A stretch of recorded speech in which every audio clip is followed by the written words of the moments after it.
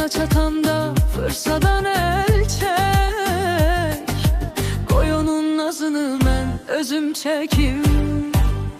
Çek onun karadan kara telini, çek ressam, çek onun ince belini. Gözüne çatanda sakla elini, can alan gözünü ben özüm çünkü.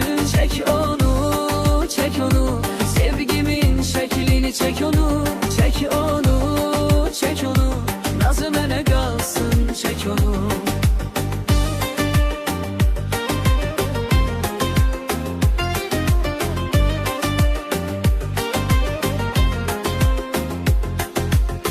Dodağında gönçe, yanağında al. Bir bakışın yeter, kalbim olur ha.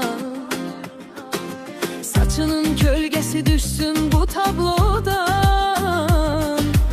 Adıma yazılsın bu güzel hayal.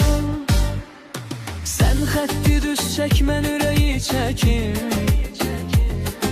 Sen rengi seç, mən sevdanı çəkim. Resimde de kalsın o güzellik. Ben onun nazını yine de çekim.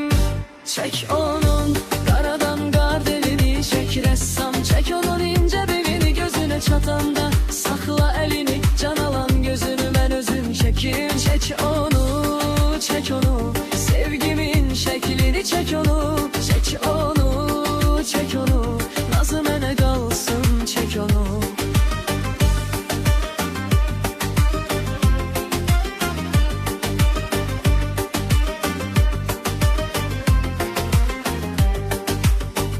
Biraz da gözle, biraz da dayan. Onun gülüşünü kalbime koyan. Sen kağızda sakla, ben ömrüme yazım.